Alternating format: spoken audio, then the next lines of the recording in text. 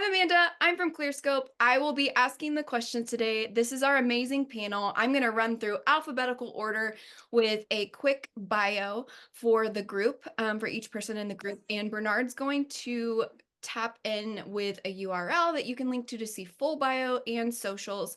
But I'm going to start with Tory Gray. So she is the CEO and founder of the boutique digital marketing agency Gray.co. You may have recognized her from other Clearscope webinars before, and she brings a fresh perspective to search marketing, market intelligence, and data. She has over 15 years in the industry.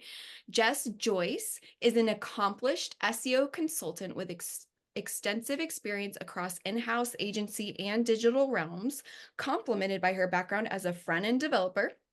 Jess brings a unique perspective to her work, blending technical expertise with strategic insight. Chima is a content marketer and strategist at Moz, and she does an excellent job educating us all on social, where she's aiming to position the company as an authoritative source of truth in the SEO industry. She's also the founder of the Freelance Coalition for Developing Countries.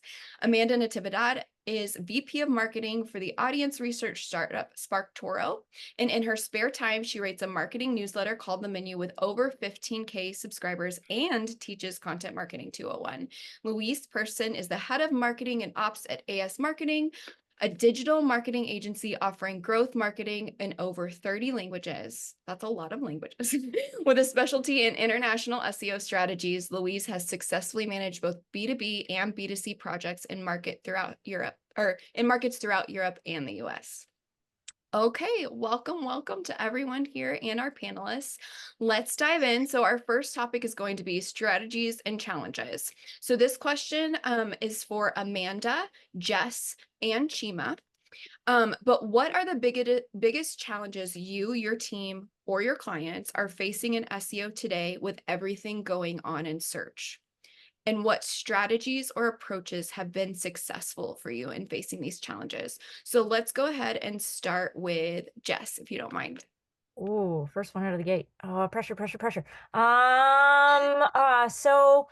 The things that we're starting to see is there's changes. There's a lot of them. They're happening daily, monthly, hourly. It's ridiculous. So adjusting and trying to get the quality traffic through with all of the changes. AI overviews, anyone?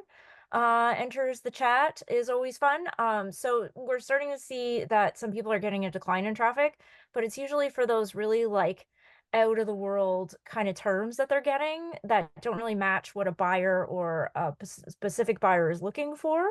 So we try to talk them off the ledge of you will see a decline in traffic, but trying to adjust that and not adjusting their MQLs, SQLs, conversion metrics that go along with that. As well, we try to connect with ads because ads aren't getting any cheaper either.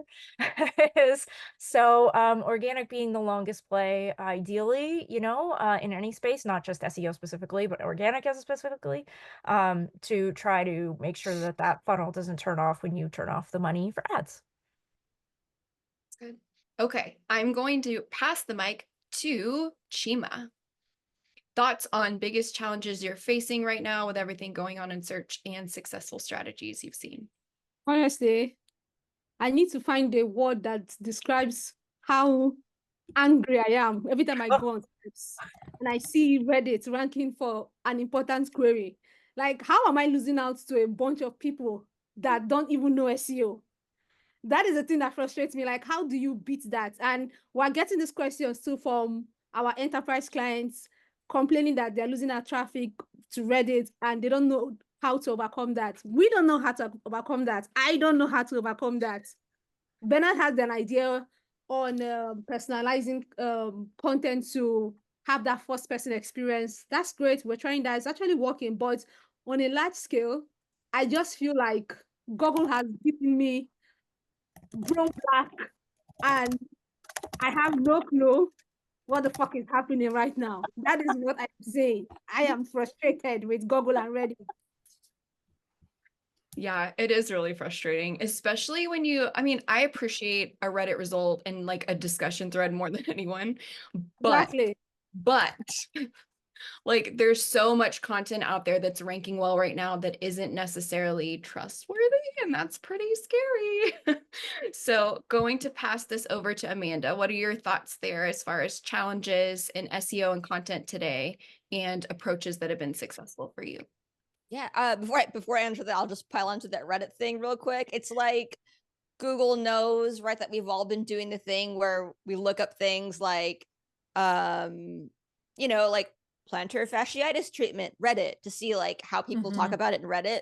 But Google was like, oh, you like that? Here you go. I'm just going to keep force feeding it to you. And you're like, no, that's not what I meant. I just meant for certain experiences. I want to see the discussion forums. On that note, the challenge that we're facing at SparkToro, ours is more along the lines of, we feel like we're playing in a pretty nascent category of audience research.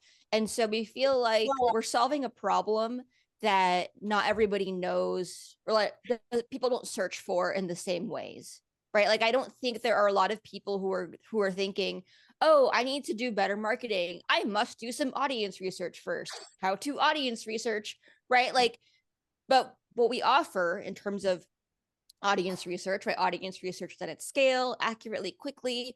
No one's Googling that, right? People are Googling things more like, like how to create high quality content, right? Maybe things like that, right? Or like, how to improve my email marketing strategy. Things that are kind of related to SparkToro's value prop, but that aren't directly in line with what they're searching for, or these things that people are searching for, like high quality content and whatnot. When a lot of them are these sort of like legacy marketing keywords that like HubSpot ranked for like 10 years ago, and now they just have that spot forever, regardless of how good that blog post is, right? Very frustrating. That's another frustrating thing. Like, see this old content from hotspots from when I just started in the industry. They've updated it, but there's better content out there, and you just see hotspots ranking for like an entire cluster with just one topic, and you're like, what? Like, that's my hand every time. Like, what am I gonna do? Yeah. And HubSpot, if you're here, you're a giant. We love you. Yeah. I love HubSpots. Yes. We love you. Yeah. So we're just jealous, okay? Yeah, we are. We are. We're just hating. Like, but yeah, it is really hard. And even for folks that are working in like B2C, and you're like, wait, some of this content is so old, or it's like not practicing principles that are like important for UX. And it's a little disappointing to see when like you and your team are putting all in the work to make that happen. And it's like, how do we do this? And we also have to fight Reddit at the same time. Like, what in the world? But anyway, speaking of tools and speaking of audience research, which I guess you mentioned, like Amanda, like not a lot of folks are like starting there, which could be very helpful, like a helpful strategy. What tools or resources are you all finding effective in driving growth or results recently? And it could be a tool, or it could just be like some sort of strategy that you're finding, or tactic to kind of like, wrestle with the giants. I will start with Louise. Sorry, I was like, okay, I'll start with Louise there.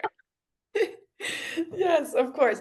And so I agree, piggybacking a little bit on the last the question, like what's most difficult today is the competitiveness, right? That we're competing against huge giants, and all of the English SERPs, like, a lot of the clusters are already taken. It's really hard to change the rankings. So,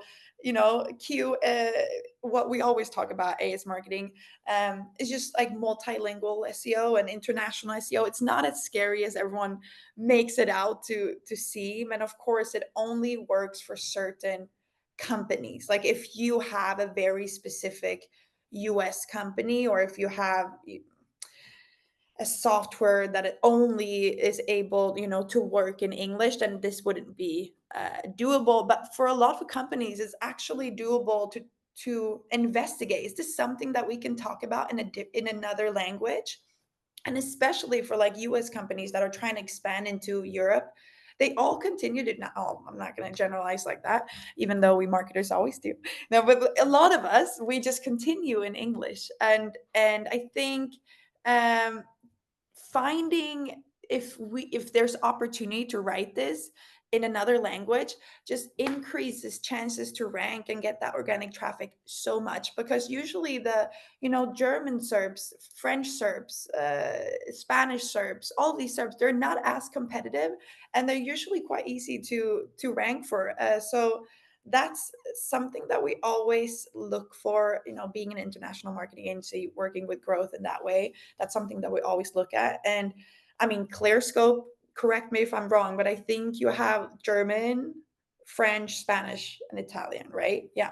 Please, I And think so, probably add to the chat the other languages, but yes, sorry. Yes, at least yeah, those. yeah. So, and I think, SEMrush, they're getting stronger with the multilingual as well. Uber Suggest is quite good. I mean, there's a lot of resources that do cover this multilingual approach. So just take a look at that and see if that makes it a little bit easier to knock out the giants. Yeah, that's a really good tip. I hadn't thought about thinking it through it that way. Okay, Jess, do you have something else to add there? I do, but I just learned something from Louise, so that's amazing. That like, okay, so I need to rank everything in Germany is really what you're telling me. Yes, exactly. This I is think how we actually, beat HubSpot, right? We go yeah, for Germany. exactly. They're not as big in Germany. No, but I mean, Germany too, they have a lot of search volume. Sorry, just to say that. Like, Yeah. I think SEO localization, they had like that version in German has 4,400 in search volume and a really low keyword difficulty. So take a look at that. Well, But thank sorry. you for teaching me something. This is Yeah. amazing. I'm learning more from this already. We use a whole bunch of fancy nifty tools, including I wish we could use Clearscope more. Honestly, that's the one shout out I will do for you guys in your webinar. But we love using Keyword Insights has been a big one that we love using. I don't know if anybody else has been using that. I really love it. It helps us building out our clusters. We do like all our keyword research with Ahrefs. To shout out to them still. And then we end up using Keyword Insights for cluster building. I just love them. Andy and Saganthan are doing wonderful things over there. So I love supporting them as well. And then we use People Also Asked, or what's Mark Williams Cook's thing that he's doing. I love his stuff too for getting questions that people wouldn't be asking with like search volume. And then we've done a lot of stuff with like connecting with Gong, and to get actual questions that prospects would be asking. So like stuff also that doesn't have search volume that pulls directly into what we would be answering with organic. So it's not like search volume related, but like we can pull it in because sales is always like, look at this question. Look at this question, which we find is valuable to users. Yeah, no, that's really helpful. Okay, so this question is for Tory. With everything going on in SEO, are there any emerging trends or technologies you're particularly excited or hopeful about? Several. So it's funny because we're all ragging on Reddit, I think with good reason, but I also am a huge fan of UGC. I love it. I love brands that are creating it. I love the information that comes out of it. And I also love data. And I think there is a lot of audience research and consumer insights that can be gained from a platform like a Reddit. So it feels like the convergence of my two favorite things in UGC and data. And I just, I think there are certainly some challenges with Google showing it maybe at inopportune times and has not worked out the kinks and needs to do that. And that's causing pain for us as SEOs and as consumers, frankly. But I do think there's so much tremendous potential in the UGC world. And I think at the end of the day, we also need to take accountability that it's kind of our fault as an industry. That there's a reason people are seeking Reddit, and it's because they're getting the same thing over and over. The lazy, underinvested SEO, years upon years of everyone just reinventing the same thing over and over and over and bringing nothing new to the table. Like, it's our fault, and Reddit is the short-term solution to that. And I think we all need to step it up. And that is going to turn it around for everyone, maybe by incorporating UGC elements into our own sites. That's a good answer. Way to cross accountable, Tory. What'd you say, Chima? Sorry, I interrupted you. I said, way to hold us accountable. Yeah. Yes. And also, Chima, do you have any thoughts on emerging trends or technologies that you're particularly excited about? Emerging trends. I would still okay, there are two things. One is still Reddit. Like, I really want to figure out how to use Reddit for distribution. I think there's like a gold mine there. The problem is that it's like how to do that distribution without getting banned from all the channels because they are so strict. So yeah, that is the thing. I've tried it a few times. I've seen great results, but that is one thing I think is going to be really huge for us. Like, as marketers, we really need to start dialing in on Reddit, not just for UGC, but me personally, my use case is distribution. Something else that I'm seeing is that everything is kind of going back to the basics. I don't know what's going on, but everything is kind of going back to the basics with marketing. Maybe it's just me that's seeing that. I'm seeing, well, there's still a lot of AI content out there, but I'm noticing that the distrust is higher than ever before.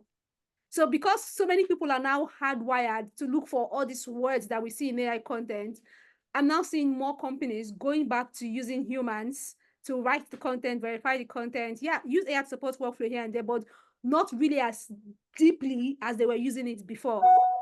So we're kind of going back to the basics. And let me tell you, that makes me very happy. Yeah, that's awesome. Okay, we're going to move and shift into a new topic. So resourcing and building a business case, which this is something that I think every single person who's ever been in marketing in any shape or, any shape or form has come up against, and sometimes is a pretty big issue in content marketing and SEO. So I would love your thoughts. We're going to start with this question. What are the most compelling metrics, data points, resources that you can use when making an SEO or content marketing business case to your clients or your leadership? And I'm going to start with Tory here, if you don't mind answering first. Yeah, absolutely. I think what I like to start with in terms of these is a real forecast that's based in real data with real assumptions that clarifies what's happening here. And you're forecasting specifically traffic and conversions, right? We want to know what's going to happen. We want to know why we're making these assumptions so that if those assumptions change later, we can adjust the forecast. And in terms of a specific metric, one I really love is share of voice, because I find executive teams really get motivated by their competitor data, and they want to know where they are behind, and that is a good way to light a fire under them. I just wrote that down for myself. Okay. Share of voice. Remember that, Amanda. Okay. I'm going to hand this over to Louise. Do you have any additional thoughts there as far as like the best ways to build a business case? Yes, I mean, in addition to forecasting, it's very important, and it's, making the correct assumptions and all of that. And I'm going to leave that because I believe Tory is better and than me on that. But I think another one that a lot of our SEOs don't do, and we should learn from our PPC friends over here, is to really use GA4, because then we're using our own data and how to set it up. It's a lot easier now with GA4. It's a lot of things that's changed and we're learning. But what I would say for all of us to do is go in and set up your event tracking correctly. So that can be like engagement event tracking, like how, time on page and all of these different event tracking. And then you set up conversion event tracking, which Tory says is, at the end of the day, the most important thing. And then you can easily track the different touch points that you have. So if you go in, actually, I believe it's under ads, you can actually see where you have the most touch points. So is it tofu, mofu, or bofu, which we use a lot with our clients. And there we can a lot of times see, where the gaps are as well. But once you have done that, you set up everything correctly, you need to go in and add in your revenue.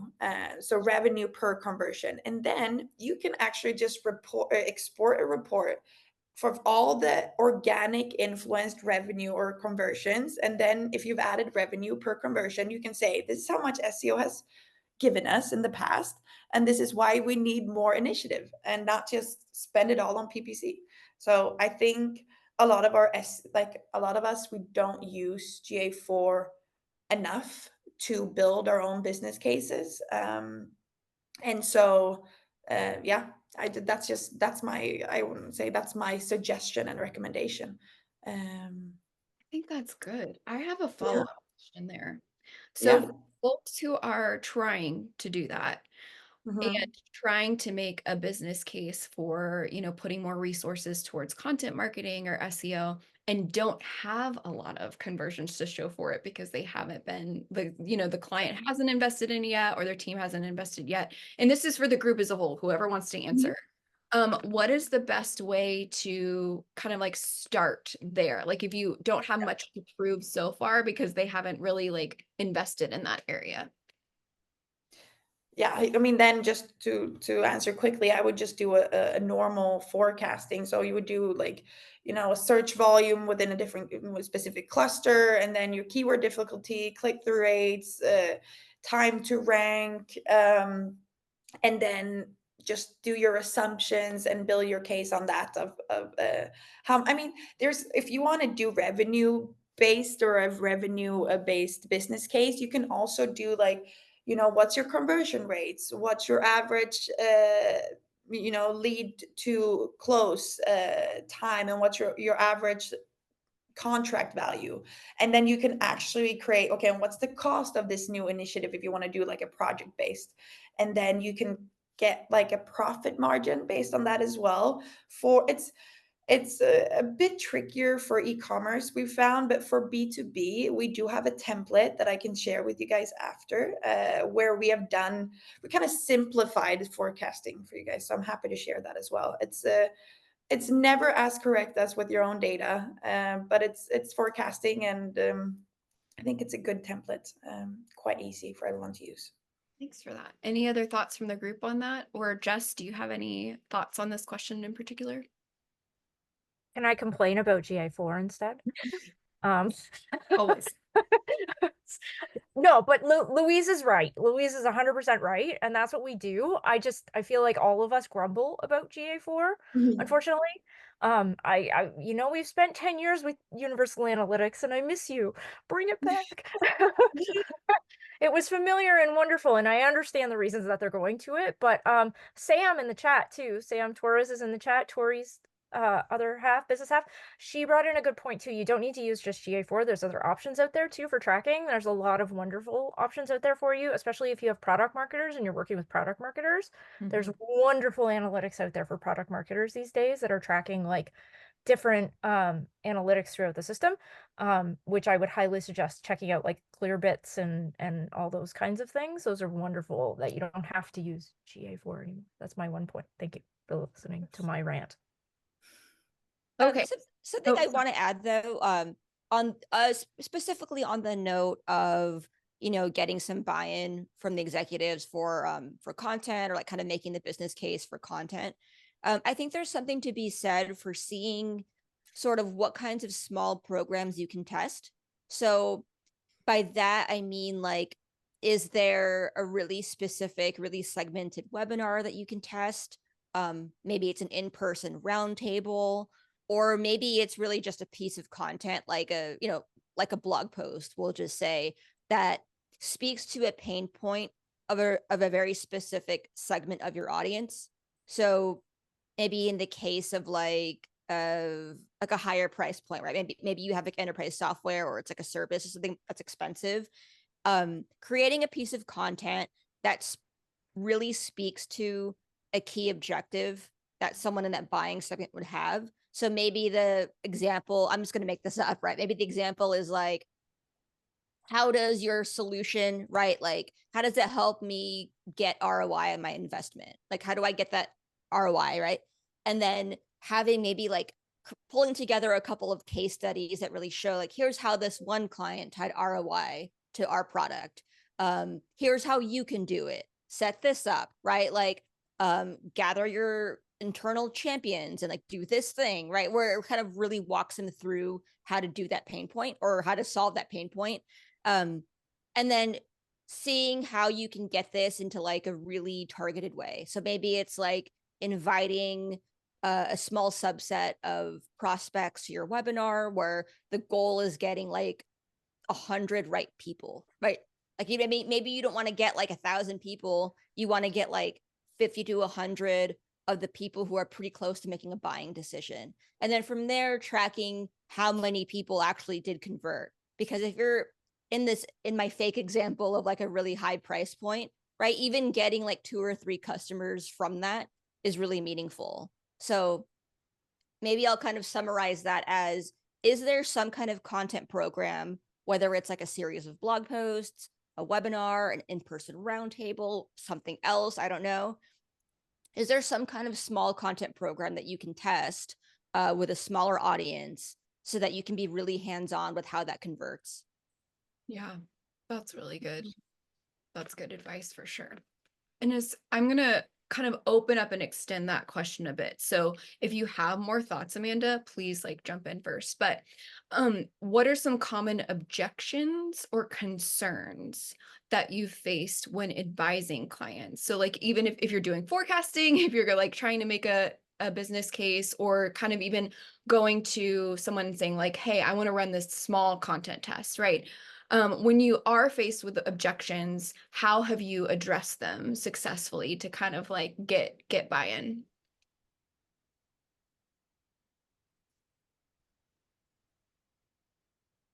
I'll say like, how did I think it was even just being able to be the one that was like, I'll be accountable for it. Like, I'm going to track it. Here's how I'm going to track it. I'll report back on how this worked. I'll report back on lessons learned, what we could have done better, what went really well, what like V2 of this project looks like what does the expanded version look like? And I think a lot of it is just, if you're willing to show that you're going to be accountable and how you'll do it, that usually does pretty well, or that usually gets, that kind of support.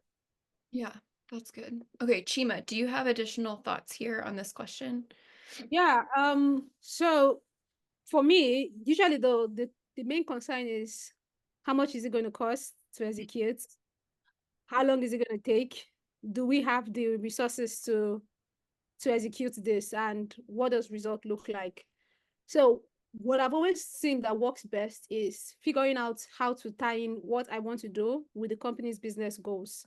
So what's our goal for Q3?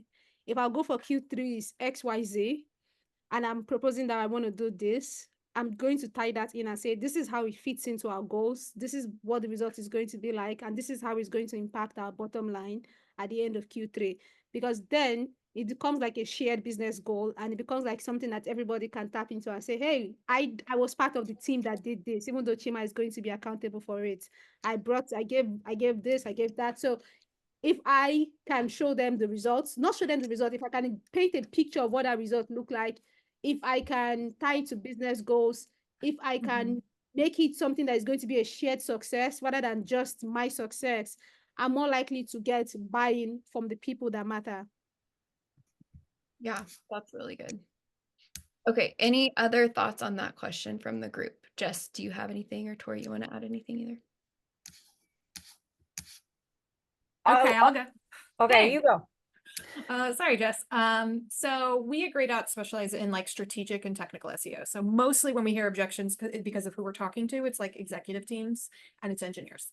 From executive teams, the objection is, whether it's the whole thing or it's like a specific thing within a broader plan of what we want to do. We can hear that's not a priority, or we don't have a budget, or it's not that it's not a priority, it's that something else is the priority, so they don't know how to get it done.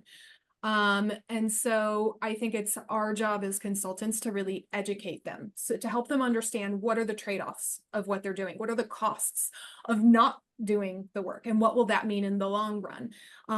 So as I see it, it's my job to help them make a good business decision. And sometimes that means it's not SEO, frankly, because SEO is not the entire business. So I need to educate them appropriately. And I also need to really listen. because we want the business to grow. And sometimes that means it's not my turn. And what else am I going to do? So I can go back and I can rejigger my plan to account for the broader business initiatives. So for example, if there's a big migration coming, right? Everyone I feel like is doing this. Everyone's got a migration coming in a year. And so they don't want to build this on the site because then they're going to have to redo it. And it's going to all be for nothing. So what do we do now and later? It can be those trade-off discussions and what's worth it. On the engineering side, it's, more often, it's funny how often we hear it doesn't work like that.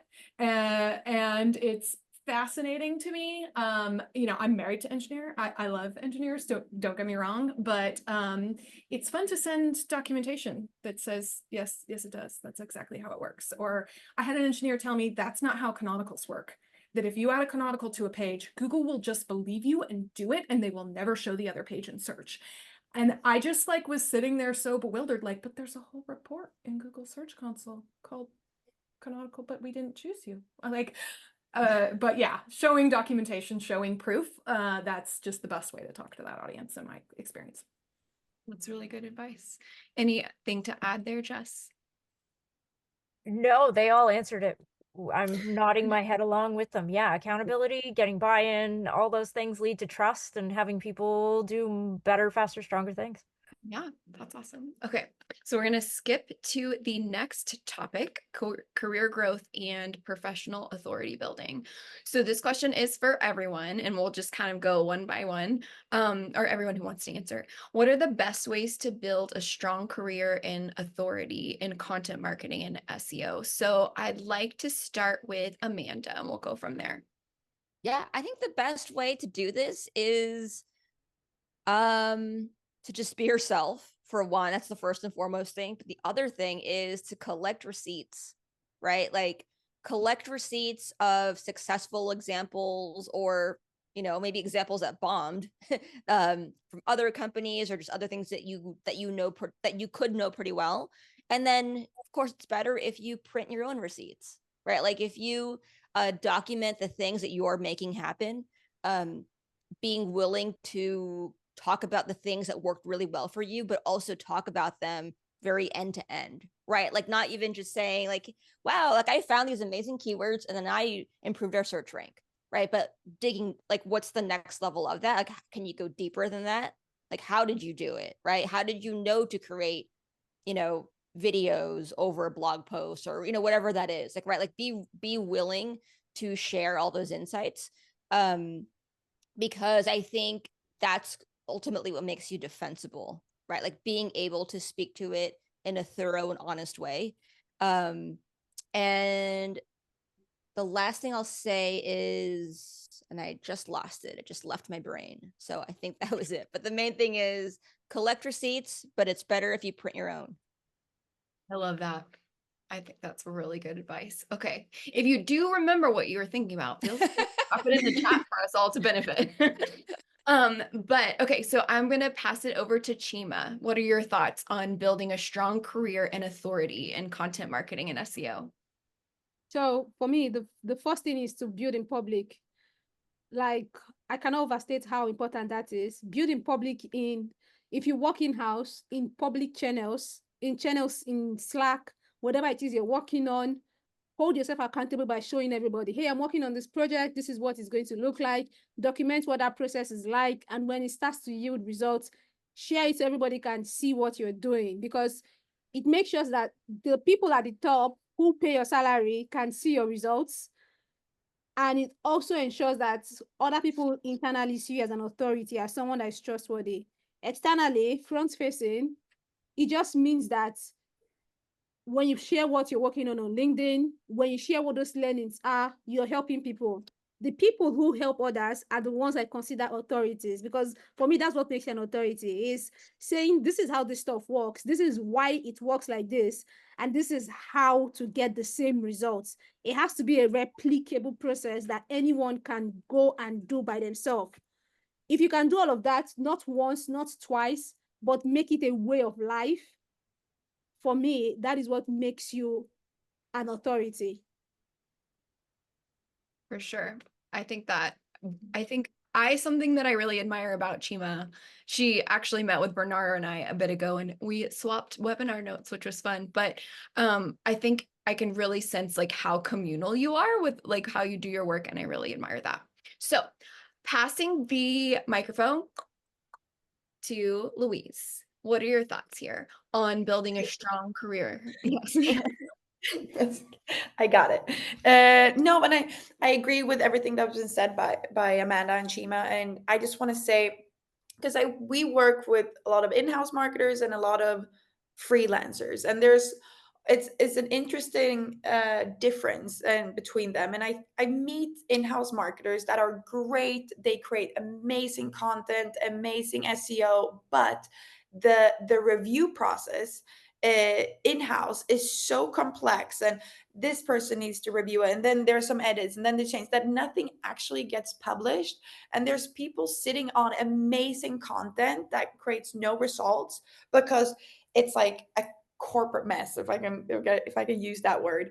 And at the end, then they can't collect these receipts, or these show what they've done, because they actually don't get as much published as they need to. So, explaining to your bosses, your manager, if you work in a really complex B2B niche industry where you need a lot of SME, like subject matter expertise, I mean, it's great, but also try to get the ball going. Try to get your content published in a good balance.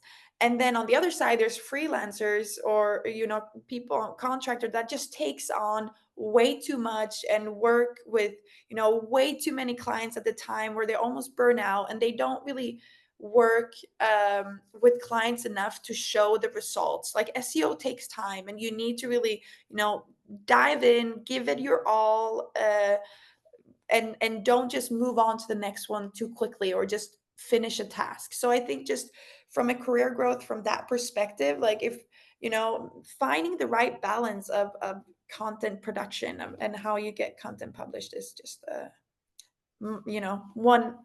one recommendation, or one consideration. Yeah, that's really good advice. And Jess, do you want to add to that at all? I do, and I'm going to completely change my answer from what I thought, thanks to Louise, because she brought up a very good point. Is I've been living by a tenant that I've been saying, thanks to Ross Simmons, is create once and distribute forever. And I think his book's coming out soon, and I think everybody should read that. But I've been doing a lot of that. So him and I have talked a bit back and forth about that. But I think I've grown my career by doing that. I created on one platform, and then I distributed on a different platform, and I post something on one platform, and then I create it on a different one. I've been messing around with Threads, and I see Amanda all over Threads. I love seeing you there. And and I've just been like testing things there. So like, you create once on one platform, and then you put it on a different platform, right? Like, so you can distribute it endlessly, which I think is a great thing to do. And then it can build on all the other things that everybody else is saying, right? Like, you can still build in public, which I think you should be able to do, and you can get in all the things that you want to do. So yeah, create once and distribute forever. Cool. I love that. I would like to add something, if that's okay. So for Yay! folks who are doing like freelance work, where you have like a variety of clients, or you're like building blog posts for people, and you don't really get to stay on the project longer than 6 months or 12 months or whatever, something that I used to do in the past that could be helpful in keeping the receipts is like keep like record of like all the posts that I was hired to create and their URLs.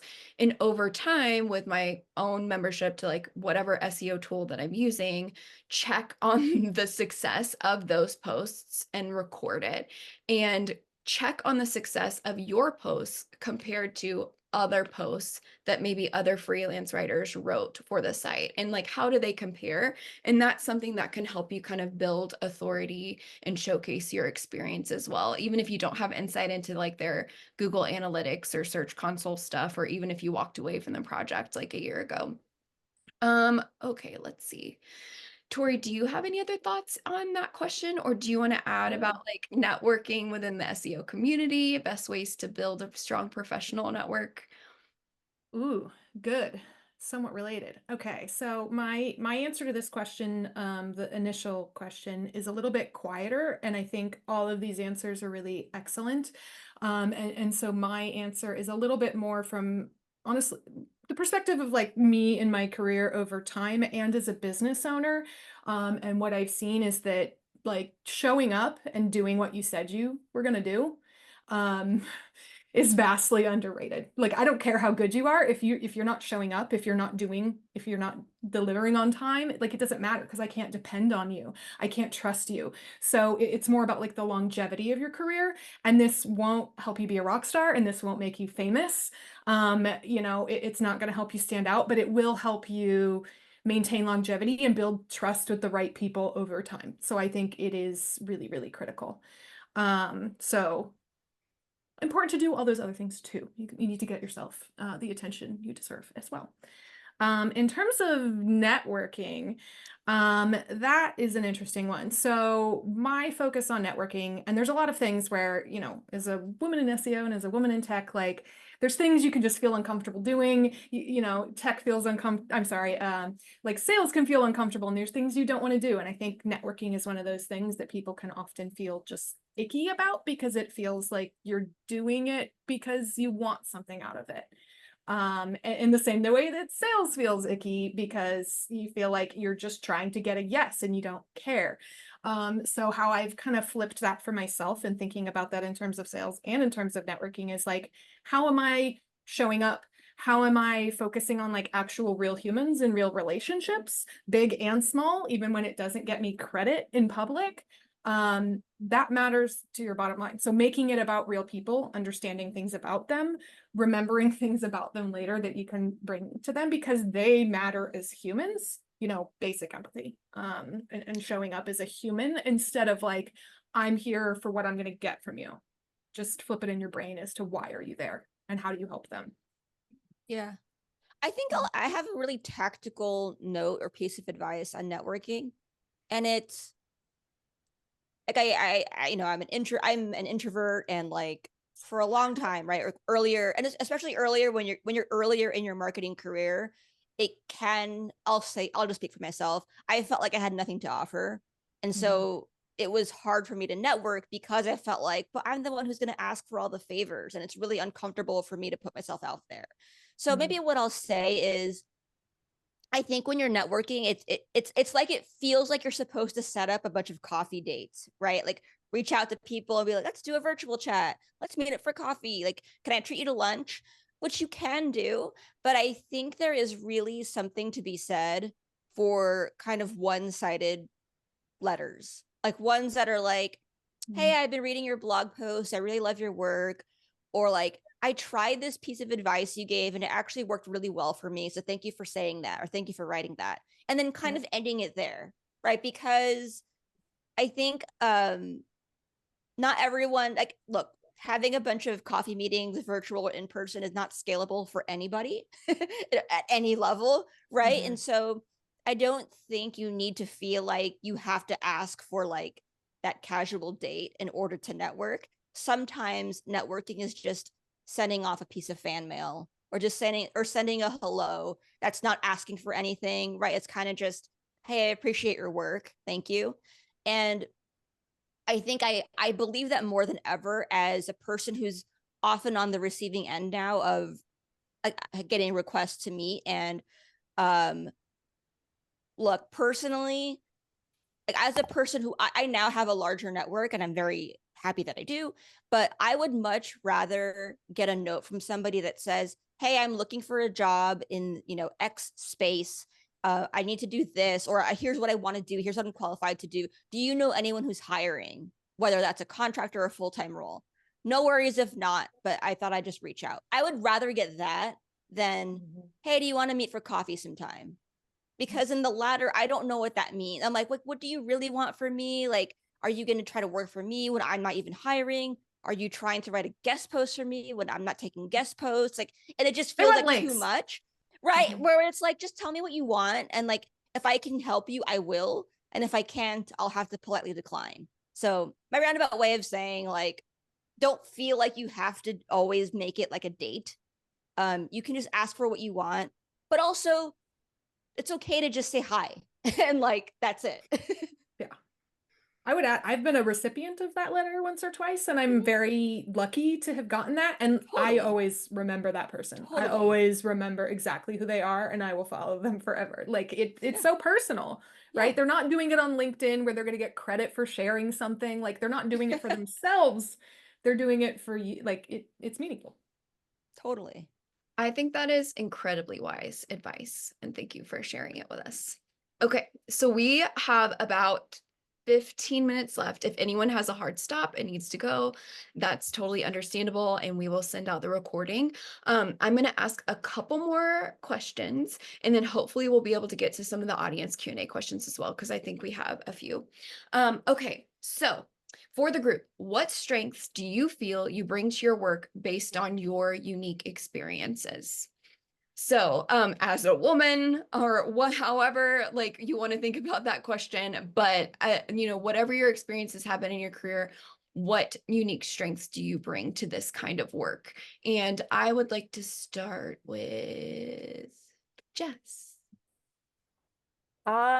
Sure. So I bring in that tech bro energy. I am a dev who used to be a dev, so I flex wherever I possibly can to get buy-in in any room, honestly. If they can, I can. So I try to use that in every room I'm in, which is probably my 30-second spiel that I have to give to everybody, but it's worth it.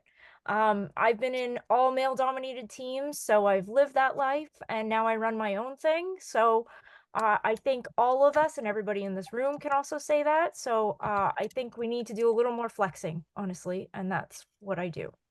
That's really good. I kind of want to get Love that. if they can, I can. I'm just write it right here to look at it every day. Okay, passing the mic to Louise. Yes, I just said I wish I had that tech bro energy. I'm gonna be like, yeah, that would be amazing. No, Do but it, Louise. for I'm me, gonna message you weekly to ask you what have you done today to like boost yourself up, Be the bro. honestly. yes, I love that. Thank you for the accountability. But no, for me, I mean, just growing up in Europe and then moving over across the pond to the US to study and started my career in the US and then moving back to Europe has been a lot of back and forth. I'm just in the beginning, I always like tried to adapt and because Europe and US are so different. And in the beginning, I always tried to adapt, but now I'm like, let's talk about the differences. Let's talk about how you communicate in Europe versus how you communicate in the US. And obviously I've started built a career around that now. But I think that's the strength that I bring, and just always highlighting the differences, the cultural nuances, and just seeing it globally yet regionally. I think that's my strength that I bring, and I'm so happy that I finally had the courage to actually speak on that rather than just adapt. So Yeah, that's good. yeah. Passing the mic to Chima. Let me see. What strength do I bring? I don't know. I feel like I'm a superstar, and anybody that has me is just like lucky to have me. Isn't that enough? Chima brings the sass. Yeah, but what else apart from bringing the SaaS? Okay, I like to think that I have empathy at the core of everything I do as a marketer. Empathy rules all of that. It guides how I think about the content I want to create. It guides the strategy. It guides everything. I'm always thinking, how is this going to benefit the user or add value to their life? So that is like my core thing. The other thing is that in a room where you have like sameness, I like to think of myself as a person who is going to divulge from that. I'm always that person who is like thinking differently, who is like, oh, if everybody's saying this, how can we do this instead? I like to test, I like to play around with stuff. I'm literally always like experimenting with new ideas because I always want to get there first before everyone else. So that's always like my thing. How do I get to this thing first and figure it out and crack that thing and start implementing it at scale? And also, I love AI. There are very few people that get content AI the way that I do. So that is something I bring to the table. And when I say content AI, please, I do not mean spewing out 1,000 words or writing with AI. It's a different thing entirely. I bring like that strategy side. I use AI every day, my tool set. I'm constantly advocating for it in-house. So that is another thing that I bring. There's more obviously, but right now on the spots, that's the stuff I can think of. Yeah, that's good. Okay, passing to Amanda and asking the same question. What strengths do you bring to your work based on your unique experiences? My greatest strength is my weakness, and I'm gonna say it's my imposter syndrome. And it's, I think it was this living in this constant state of second guessing myself all the time. Finally getting over that to some degree of like just putting myself out there, but still hanging on to that bit of like, wait, are you sure you're gonna do that? Are you sure you're gonna say that? And I think I've kind of learned to better harness that to be more conscientious about what I'm saying and what I'm doing versus just being harmful to myself. Yeah, that's really good. I also don't think that the imposter syndrome ever goes away. I think we're always going to feel like this. I love to watch like musicians talk about like how they feel going on stage and stuff. And some of the biggest musicians in the world say they're still scared before they go on stage. So that makes me feel better. In the long term, that these people do it anyway, right? Like they just get out there and sing the best songs in the world, right? Yeah, I like that a lot. I think I'll add is I went to culinary school several years ago, and I think that was a really good environment for me to learn how to take harsh feedback and move on with it. Like, because it's a setting where like you are time constrained, things are hot, knives are sharp, everyone's moving fast, right? And so when someone's saying like, get the fuck out of my way, or like, or just like the soup sucks, like, don't touch my stuff, like, you don't have time to be like, hey, that was a little bit rude, can you you just have to like, yep, I was in the way, cool, gotta move on. Yeah, that does sound like that would strengthen you to just be like, people are gonna say what people are gonna say, right. And also just like, right, and like, they're right, I was in the way, like, well, I won't do it again. Yeah. Yeah, it's really good. Okay, so passing the mic to Tory. My unique strength. So I think it's actually a joke at this point at my company. I act in the role of the bouncer, which is a variation, I'd say, of the tech bro. I did not used to be a developer though. I was a product manager. But at the same time, I am a physically tall human and I'm intimidating. And I think I've learned to speak in a slightly intimidating manner, which I weaponize to my advantage, frankly. And so can you say? I'm 5'10". Whoa, me too. So if I wear heels, oh yeah. Oh. So yeah, I think I am not as easy to push around, right? So I want to very concertedly, bouncer does not mean gatekeeper. I don't want to keep people out, but I do want to protect my team and make sure that respect goes both ways and that everyone is being above board and kind.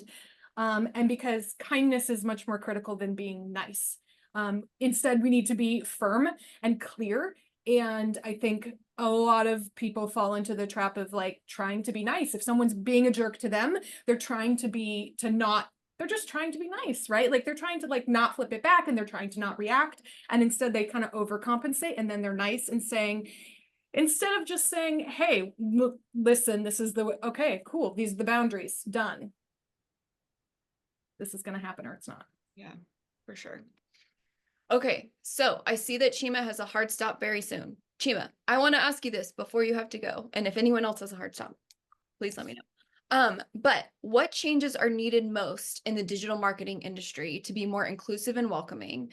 Or even like if you have a story of like where you've been encountered like in this traditionally male dominated field, what are some thoughts that you have where we could all address these challenges together? Like all genders, everyone, all levels of a company, that kind of thing. Muted. Yes. Oh, you're on mute. There we go. So I think that's the reason why I started the FCDC, the nonprofit that I run, is that I realized that there are barriers to entries for people of color. Like many people just think that anybody can learn SEO and you can learn SEO and then you can find an internship or you can find a job. But when you live in a developing country and you're a person of color, there's already like preset barriers and a way that people are going to look at you. It's a filter. People looked at me that way when I started the industry. They would hear my name and they would hear I was from Nigeria, and I would literally have prospective clients just stop communicating once they found out where I lived. So one thing, the first thing that has to change is that people have to understand that someone who lives in a developing country can still be just as talented in SEO in the industry as someone who lives in the US or Canada. I was living in Nigeria and working with some of the biggest companies in the world while still living in Nigeria and doing great things there. Location does not determine skill sets.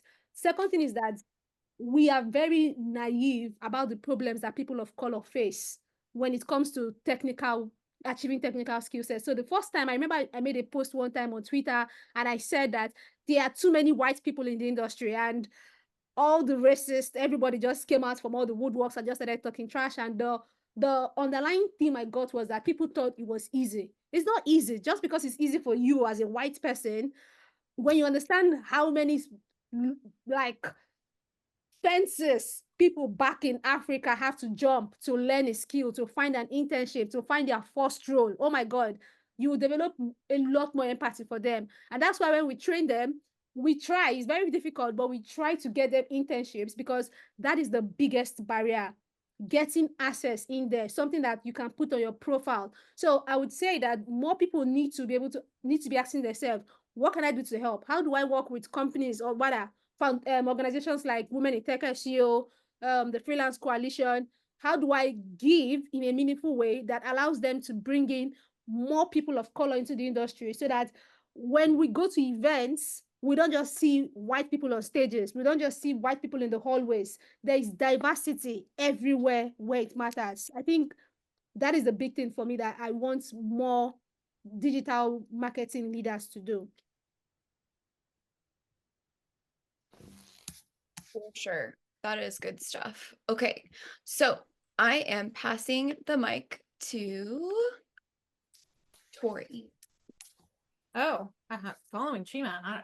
I know, I know. It's hard. I would echo everything Chima said. And you know, I think I can only contribute so much as yet another white woman. I would say I do see a lot of gatekeeping, and it's one of the barriers that I think that she's speaking to here. And I think specifically like creating a culture of being afraid to ask questions, being afraid to be seen as not knowing, and you know, on whether it's on Twitter or on Reddit or in Slack communities, you know, how dare you ask that question? Or just, you know, the imposter syndrome coming in with, sorry for the dumb question, but there are no questions that are dumb. Like, we all start somewhere. Sometimes we forget things. Sometimes, you know, we didn't connect this dot over here. There's no such thing. Like, we need to be able to be safe enough to be vulnerable enough to ask real questions to actually grow. And the gatekeeping has got to stop, and it's a big problem. All right, I'm going to bounce out here. Bye-bye, everyone. This was incredible. Enjoy the rest of the webinar. Bye-bye. Any other thoughts on, since we are at the hour and we didn't get to everyone's questions, which I'm really bummed about, but I will try to include as many resources as I can to include answers to those questions, because they are recorded, so we have them in a list. But what do you feel as a group? Any last notes, top takeaways on things that we can all be doing differently together in order to make, I don't know, like bring forth the changes that are needed most in the digital marketing industry? I think it's more important than ever to understand where your audience is, how to market to them effectively, how to get on their level and speak their language, so that you can create these better, stronger relationships at scale. Yeah, that's good. Okay, rapid fire very quickly. Louise, any last takeaways or thoughts on this topic? No, but I the same, you know, just make sure what your audience, you know, make sure to know what your audience is searching for if you're in SEO, not just and then also what they are talking about, future trends. If you can maybe like steal a SERP before that search volume is going up, that's a great way as well. So just know, I'm just going to echo what Amanda said, and just know what they're talking about, know what they're searching for, what language they are searching for, and if, you know, if there's any opportunity globally. I have to put it in there. And Jess, any last takeaways? I think organic's going to feed from a whole bunch of different places moving forward. So there's a whole bunch of different spaces that stuff will feed from, including the AIs and all that. So try to be where your customers are, to jump onto Amanda's point. And they're not just going to be in the places that you think they are. So there's like Slack communities and all these other groups and things. So be where they are, for sure. Yeah, and Tory, any final thoughts before we close this?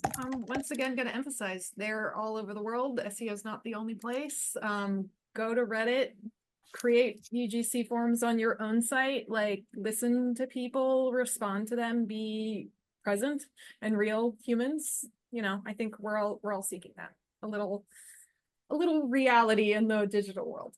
Yeah, for sure. Well, thank you all for your time. I really appreciated it. Yes, be human. Thank you, Jess. Be respectful, good humans, everyone. But yeah, I will send an email with the recording of this session. Thank you to our wonderful speakers. We hope to have all of you again sometime soon. And thank you for your time today. And thanks to our audience for joining. Thank you That's all. wonderful. Yeah, Thanks, thank everyone. you.